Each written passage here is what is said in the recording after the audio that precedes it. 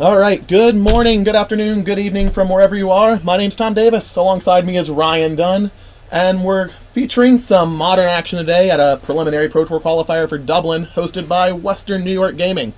We currently have our two players seated right now, getting ready for round one.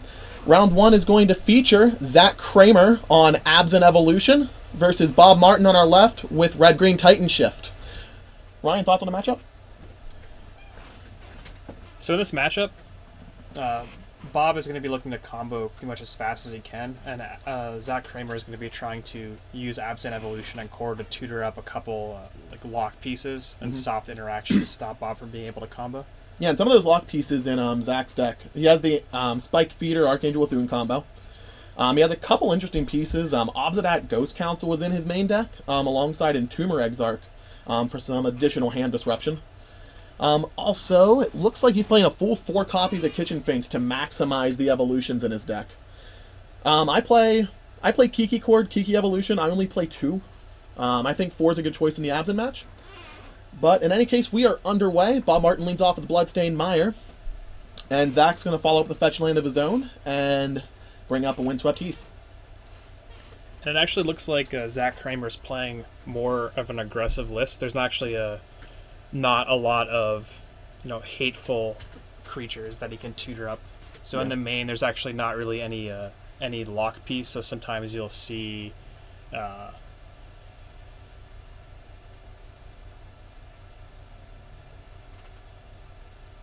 I'm actually blanking on the name of the card. It's the 2/1 flyer. I'm sure you know what I mean. The 2/1 flyer? That prevents players. It doesn't prevent players from searching the library, but whenever they do, it limits them to the top 4 cards. Oh, even Mind Sensor. Yeah, even Mind Sensor. Yep. So Bob Martin went to 19 off of the fetch land. His second turn, he's just going to drop a mountain and pass the turn. Then he's going to play Farseek, actually. Alright, this is a pretty good start. And I think Zach's going to speed things up and go and crack his Windswept Heath. Do you want to adjust life totals?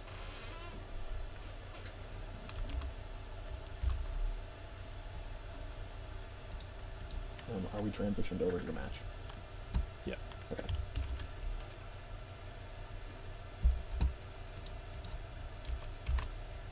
Farseek's going to get Bob a second basic mountain, while Zach goes to 19 and fetches up a Temple Garden.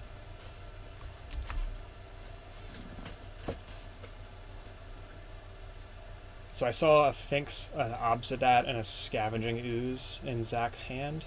It looks like he also has a Gavany Township. He's gonna lead off with the Scavenging Ooze.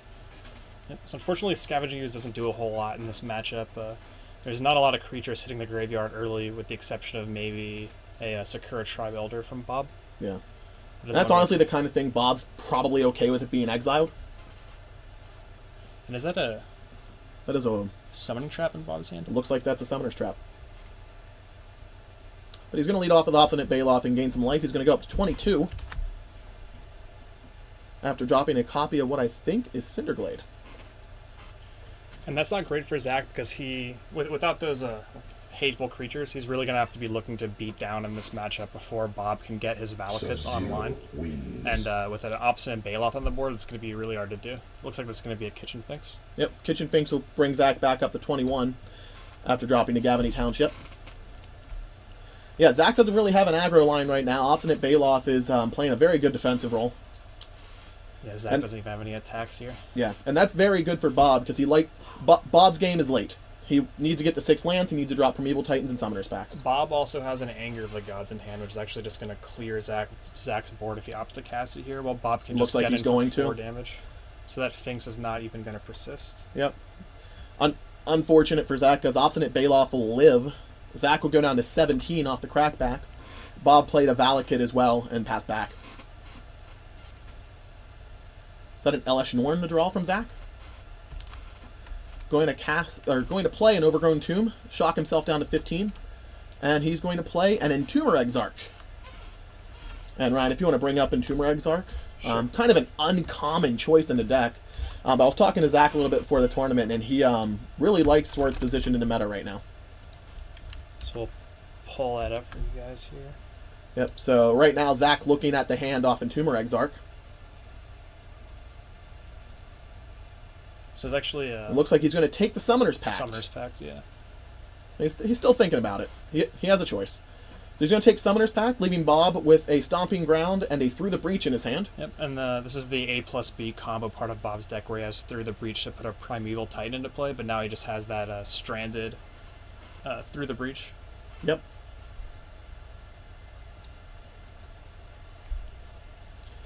Bob going to swing with another Obstinate Baloth attack here. Looks like Zach's going to take it, go to 11. Okay. Didn't quite see what the draw was. You definitely have a Voice of Resurgence and an Elesh Norn in hand. And it looks like he has an Eldritch Evolution. Alright, so looking at his list, I'm not sure if there's any Haymaker he can get with that Eldritch Evolution. Maybe a Grave Titan. He can get anything up to 6. I know he plays a Grave Titan and an Obsidat. Yeah, so and it looks like he's going to opt for the Grave Titan. He's going to get 2 zombies in play. And so that Grave Titan is going to swing control of the board over to Zach's side. We're going to see if he can beat down fast enough to kill Bob before he He's going to have to do it very quickly. Because there's a lot of top decks in Bob's deck. Luckily for Zach, he was able to get rid of the Summoner's Pact, so that's going to slow Bob down a little bit. And Bob's draw was a land, Basic Mountain. And does Bob does not have Emrakul in his deck. He does not. What he's really looking for is a Pact or a Prime Time. And you'll notice that he has 6 mountains in play. Yep. As of this one, so he's going to be able to start bolting Zach every time he draws. Yep. Speaking of bolt, the Stomping Ground did bolt Zach down to 8 there. Yep. And so now all Bob is looking for is really three more lands. Just regular land drops will get him there. He has a mountain in hand, so that's going to put Zach down to 5. And then if he has another land plus a ramp spell like Secure Tribelder, that's just going to kill Zach right on the spot. Right now, Zach is swinging for a healthy 10 points of damage off the Grave Titan and 2 zombies. Obstinate Baloth's going to get in the way of one of those, and Bob is going to take 8 and go down to 14. It looks like Bob's on a 2-turn clock at this point. There's another 3-point swing. Yep, there's a 3-point swing from Siege Rhino. Going to bring Zach up to 11, take Bob down to 11. Looks like they're going to be tied up. This looks very good for Zach now, unless he drops... Was that a Primeval Titan to draw from Bob? Looks like it. Drops 5. Yeah, so through the breach. He's going to Through the Breach here, which is going to get 2 lands off of the Prime Time. Then he's going to get an attack and another 2 lands. So that's actually just going to be the kill right there. You can choose to get 2 Valakuts here and then attack and get 2 more mountains. Or just 1 Valakut and another mountain. Yep. Really, any combination is going to just bolt Zach enough to end the game right here. Yep. And so he's just going to show I think Zach sees the writing on the wall, sees the 2 lands, and he's going to pack it up. Bob Martin with the nice top deck to get himself to win Game 1 over Zach. Sub-Zero wins. Sub-Zero's pleased with that, apparently. I don't know if the if Twitch audience can hear that. That might just be on our end.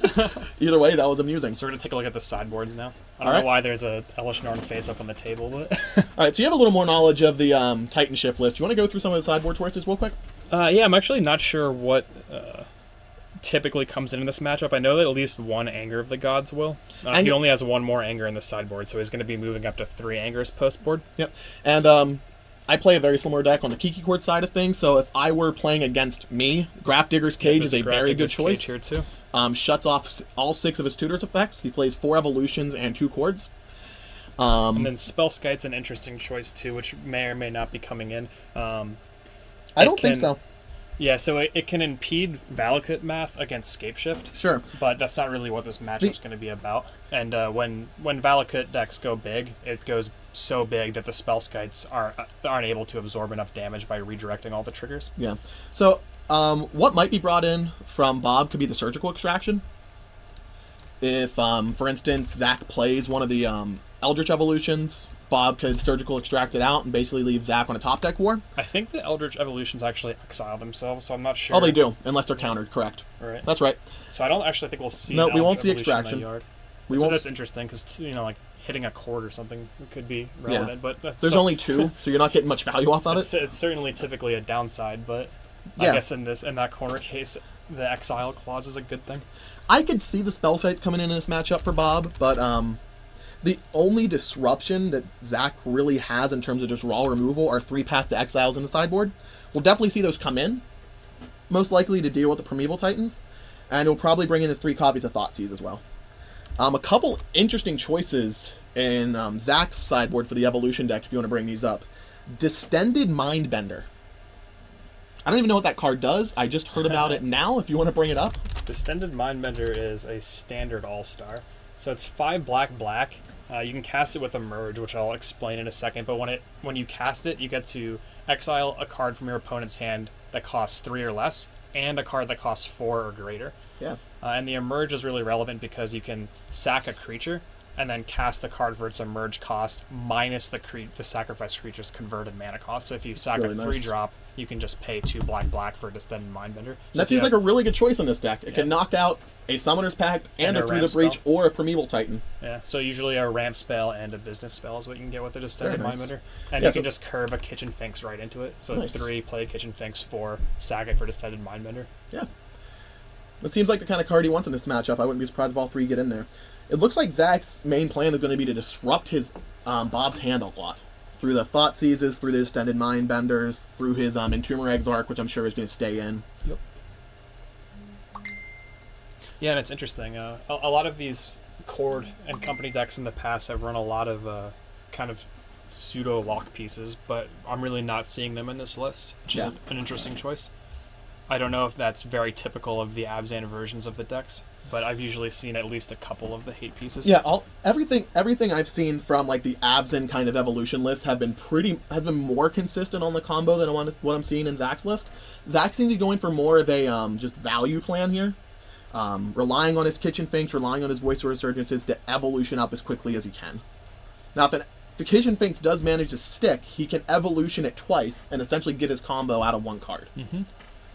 Yeah, and it looks like so the bullets he has, for example, Eidolon, Rhetoric, Malira, Silvok, Outcast, those are for other decks, but there's not really anything for this matchup. Yep. So it does look like Zach we saw his opening hand, which he chose to Mauling, but he did have copies of Spellskite, and it looks like he just flashed an Extended Mindbender right off the Having some bob. fun.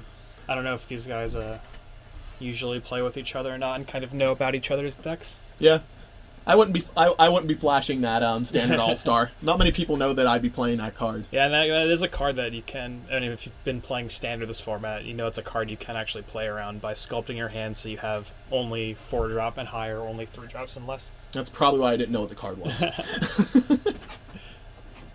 Alright, so it looks like Bob is keeping 7 cards. Zach is taking a look at his 6. So it looks like a ramp spell and Anger of the Gods and something I couldn't catch. So Looks it's actually a solid hand from Bob. He's just, as usual, looking for a prime time. Zach's on 1 land, maybe 2. A Voice. Looks like a Thought Seize is in his hand. Zach's going to elect to keep the hand. And I'm pretty sure it's a Scry his Spike card to the bottom. Yeah, it looks like a Spike Feeder. Yep, definitely has a Spike Feeder. Definitely has an Extended Mindbender in his hand. So Zach's going to start off with at 18. least a fetch.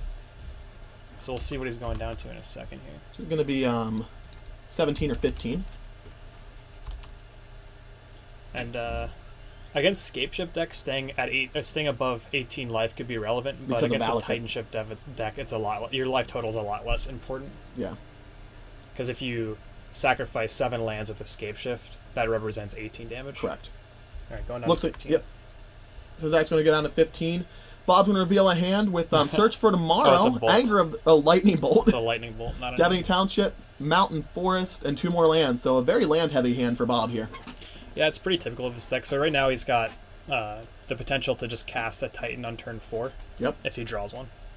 And he has, how many Summoners packs was it? He, I think, plays 3. Yeah, so he has basically 7 cards in his deck that represent a Primeval Titan. Yep.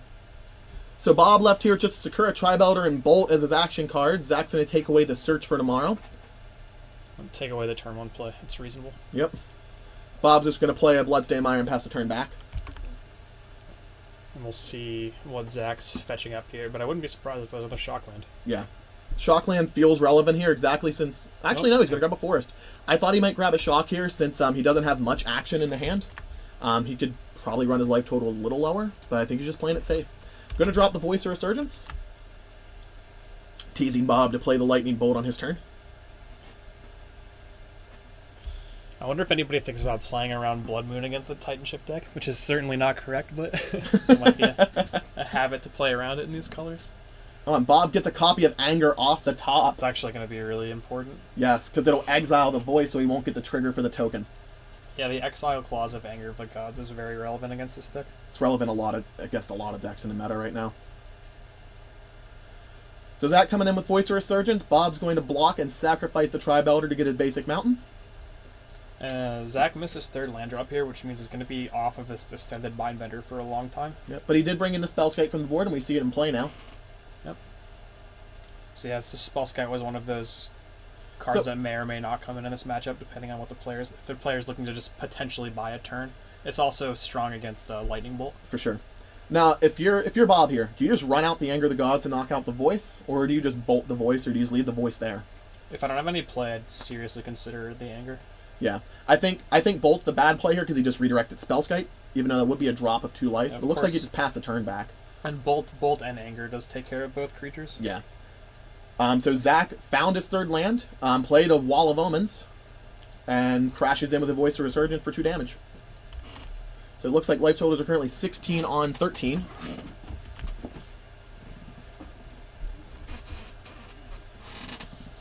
Yeah, I think Zach's at 14 here, and I think Bob's going down to 16 because he's fetched twice, right? Yeah, he has. Fetched twice, took 2 from the Voice. Yep. So Bob's at 15. Looks like Anger Gods gets a little less profitable now, but still takes care of the Voice. Yeah. Looks like he has double Bolt in hand at this point, or double Anger. Okay. So the double Anger is interesting if he has no other play. You have to pay 6 mana, but he completely wipes his board. And if Zach draws a land here, he still cannot cast Ascended Mindbender because it costs 7 with the Emerge. Correct. And you can only discount it by 2 from there. Yep. He does a Spike Feeder in play. An Eternal Witness was the draw, so he will be. I wouldn't be surprised here if he plays Eternal Witness and gets back a fetch land. Yeah, that's tough. It's like really tempting to want to get back the Thoughtseize here, but he can't really afford to. Yeah, so he's going to get the fetch land back. He's going to play it and pass the turn back. And then Bob is going to fetch down to 15. Correct. 14, actually. I think it's 15, right? Because he's fetched 3 times and took 2 off the Voice. I don't know if I'm missing something. He does have himself at 14.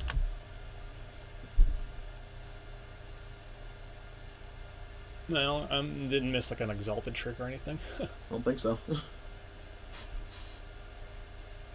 13. There must have been a shock that I missed. I might have missed it too. Was it turn 1? I don't remember. So He played a fetch turn 1. I haven't been able to catch a glimpse of Bob's hand here. It looks like land, double Anger, Bolt, Is this Farseek. a Farseek? Yeah, so this wouldn't...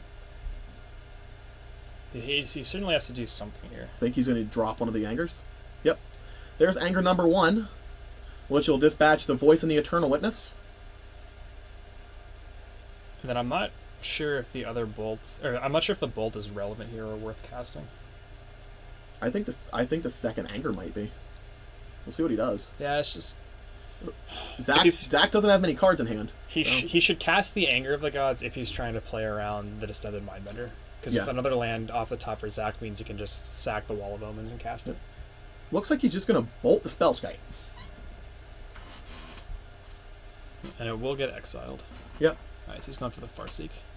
Sure. Fortunately, I can't tutor up a Valakut, because that's another thing that Bob would really like to have right now. Yep. He can only get a mountain... He can only get a mountain card from here. Yeah, so... Yep, so he's going to get a Stomping Ground. A Stomping Ground or a Cinderglade. Yep. Or a mountain. Yeah, more basic. So that's all 4 Stomping Grounds. Yep. No fetch. Bob not playing a Russian foil Stomping Grounds that I would like to see, but Japanese is fine. Yeah, so Spike Feeder is another card that doesn't do a whole lot in this matchup until you have the combo assembled, but Correct. the In a important pinch, thing he is can that, gain life. and it is a 3-drop, which Yep. gives Zach access to Distended Mindbender whether he draws a land next turn or not. Yeah. Is that 3 Distended Mindbenders now? It looks like he has all 3 That's Distended Mindbenders in So, his hand. the one funny thing about these cards is the minimum casting cost for them is black, so if he goes ahead and casts one sacking the Spike Feeder, he can start... Ooh. So now, again, Zach needs a land. Ooh, he sent it to the grave before... he almost forgot to take the 2 counters off to gain the life. It looks like he did, though. Yep. You remember So he's going to go to 17? 17. He gains 2 life off each activation. Yep. So let's see if he's not sacking the fetch land because he wants to draw another land. So Yep, there he goes. All right, so we're going to see that extended Mindbender here. And funnily enough, it's going to miss, right? There's another Anger, I think. I think he does still have another Anger. Yeah. Which, wasn't actually doing anything, which is fine. So we're kind of right into the same situation we were before, where Bob is just looking to top deck a Summoner's Pact or a Primeval Titan. Oh, looks like he didn't have the second Anger. Maybe he just had the double bolt. Yeah, I thought I saw 2 Angers at once. So did I. But this Mended Mindbender did hit the field. Oh, another land. That's Yep, rough. looks like Bob's stuck on 3 lands here. Zach's going to play a second Wall of Omens. Good card for card advantage. Looks like he drew the Siege Rhino off of it. And I don't think there's anything Bob can draw that he can't play. There's So a second Distended Mindbender. I think this second Mindbender is basically almost guaranteed to miss every time. I'm not sure. Oh, and a bolt off the top. Not that it's going to do a whole lot, but it's a bolt. Bob's in a rough spot here. I guess the Distended Mindbender could catch a Naked Through the Breach. Yeah. Which would be good. Because basically Through the Breach represents 2 more lands out of the deck. Yep, so he's going to swing down here. Step. So Bob's down to 3 now. Yep, and that's and the that Siege should be Rhino, game, and that right? should do it. Oh. He's going to bolt himself. All right, so the he's going to Siege take the Rhino honorable trigger, man's way out. The Siege Rhino trigger did not resolve. Which is... Going to take the honorable way out. All right, so we're going to go to a game 3. And we can check if either player wants to reevaluate their sideboard decisions here. Yep. I don't think we... The only card we saw that we were discussing at all was the Spell Skype. Yeah. But, I mean, It looks like he did bring it in. with the bolts in the deck, it's very reasonable. Yep. I'm interested to see if Bob brought in Crumble to Dust. I actually just noticed that too. I don't think there's anything. I don't think there's anything crumbling in this real. matchup. Yeah. Maybe Gavany Township, but even then, It's too slow for this Yeah. matchup. I don't think if we see Gavany activations, the game has probably gone a little strangely. Yeah. If we're seeing Gavany activations, the game is probably swinging into Zach's favor already. Yeah, and I'm just checking these sideboards again to see if there's anything we've missed. I don't think so. I mean, Yeah, so that was a- Windborn Muse, maybe. I mean, it doesn't do a whole lot. It essentially is the effect of Leaning Arbiter, where creatures can't attack you unless they pay 2 for each one. But with the number of lands that Bob has, I don't really see that being totally relevant, except for maybe the first swing. Yeah, But I of note, wouldn't it think is so. a flyer. The deck just gets so much mana that paying 2 Yeah. is really relevant. It does kind of make Through the Breach stumble a little bit, but for 4 mana, that effect's not going to be worth it. Sure. It doesn't do as much as Zach probably wants it to here. I don't think there's really any other cards on the board that are particularly relevant here. Yeah, and Zach hasn't been in a position either game to even come close to comboing, it looked like. Yeah. But he did get through with the value plan. I guess if he had a... He had the if spike he had feeder. an Archangel, he would have gotten to it that game. Yeah. And that's likely why Bob snapped the bolt off on it right away. Yep. Both players are drawing their opening hands. Ooh. Doesn't look like Bob has any lands in his hand. He has a Simian Spirit Guide. He can cast a turn 1 Grafting Cage, which is probably... He can you use might have Simian- seen that little nod there. Nah, he's gonna take the safe route, mulligan down to 6. Zach, on the other hand, has a great hand. He has a Birds of Paradise, an Eldritch Evolution, And 3 lands. Yeah, and a Voice of Resurgence too. Again, Yep. he has another Spellskite there. I don't know if he's gonna have anything he needs to protect against bolts this game, but We'll see. Yeah. Both players are at 20. Unlike true. the 8 to 15, we don't want to give Zach that much of an advantage early on. yeah, chewing through 8 life is not too hard with Not at a all. single kitchen fence.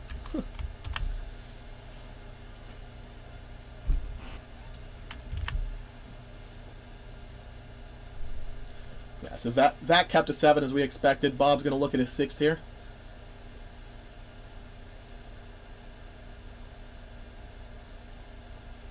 So I've gotten in some discussions about whether or not the Titan Shift deck mulligans well. I'm on the side that it doesn't very much because you kind of I don't think he use- wants the mulligan here at all. He is on a land, he is on a search, and he is on a Grafdigger's Cage. So a one-lander with search is defensible, especially with the scry. Correct. But and he does have the cage. Really does. It kind of expends all of its resources to have the really fast draws. Yep. So Bob opting for the turn 1 cage to shut down an Eldritch Evolution. Yep. And Zach does have an evolution in hand. So, yep. And there's an Entomber Exarch. Yep. I think either option was fine. Zach being on the draw means the earliest he's going to get to play that evolution is his turn 2, and Bob could have already searched and caged. But I think he's just taking the safe path. Oh, we got a basic to the front. Probably wants to preserve his life total. Nope, there we go. Overgrown Tomb it is. I think with a Entomber Exarch in hand, I would probably... The double black's important. Yeah. I think Zach also has to consider he has several fetches. Yeah, and if Bob has any... The thing is, if Bob has any bolts in hand, that correct. Birds is not long for this world. Most birds aren't. Yeah. So we're going to see the Sakura Tri-Belter. Forced off the top to a Sakura Tri-Belter. Looks like he has Scape Shift E-Wit through the Breach in hand. Yeah, I think we might be seeing a Eternal Witness getting back a Sakura Tri-Belter. Not the bad play. So we're going a little fast. Shortcut it over to Zach, who is going to bring a tap Temple Garden in and use the Tomb and the Birds to cast a Voice of Resurgence. We're going to go back to Bob now. So, besides... Primeval Titan off the top. There's the E-Wit, get back to Sakura Tri-Belter. So the awkward bit for Zach is he can't value Evolution right now. And with the exception of the Kasali Pride Mage in the board, how many ways does Zach have to get this Grafdigger's Cage off the board? I'm looking through his deck list right now. It doesn't look like many. Not even a Rec Sage, huh? Sorry, there is a Reclamation Sage in the main. Yep, so that's basically his only out. If Zach was anticipating the Grafdigger's Cage, he could have brought in the Kasali Pride Mage out of the board. Looks like Entomber Exarch is going to be the drop here. We see Scape Shift. Is that Sakura Tri-Belter from... Yeah, yep. That's the Elder he picked up. Yep, through the Breach and Prime Time. So plenty of choices here for Zach. This is a pretty tough choice, but I'm pretty confident that we're going to see the Sakura Tri-Belter back in the bin here. Yeah, with him short on land. I think the plan here is going to be keep him off mana and beat down. Yep. He doesn't have any accelerants. He's stuck on 3 lands right now, and he has no action. Looks like he takes through the Breach, though. Alright. He is only 2 land drops away from breaching in a Titan.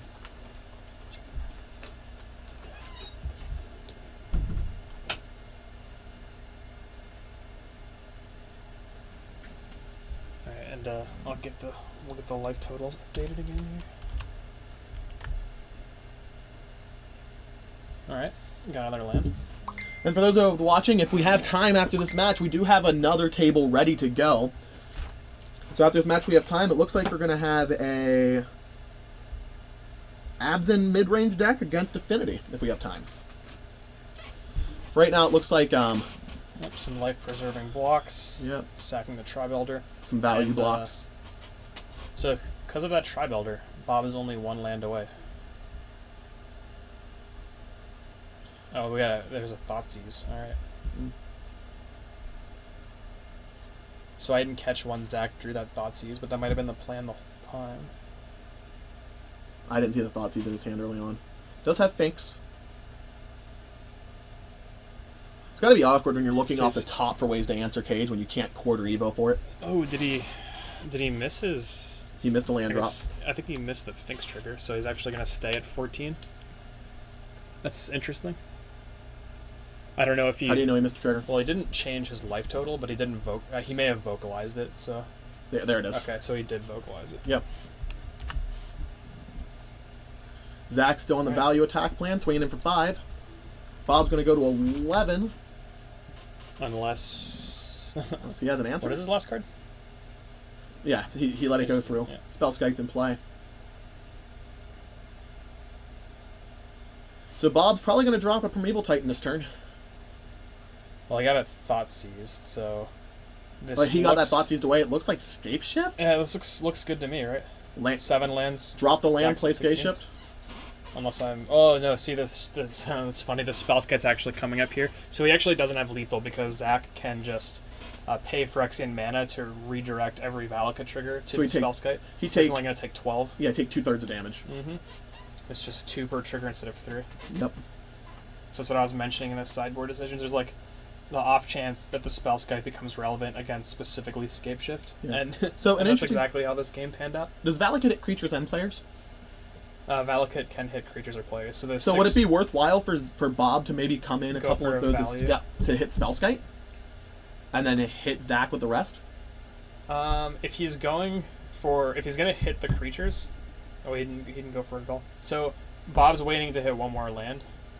Because 8 lands getting 2 Valakuts and 6 mountains represents plenty of damage. I could just blast through the Spellskite. Sure. Bob's other option that I was going to discuss was going for a value Scapeshift and just hitting a bunch of creatures. The problem is the voices are going to leave behind tokens that he can't hit, and the Finks is going to persist, so it's not going to be an option. Zach's on a 1-turn clock now. Bob's down to 4 after that attack for 7. Looks like he has 1 turn to do what he needs to do here. Yeah, I mean, he's really looking for a land. Zach's sitting on double evolution and a land in his hand right now. And the nice thing for Bob here is that there's so many virtual lands in the deck. So Kurd Tribelder, Search for Tomorrow, I guess not Explore, but Farseek.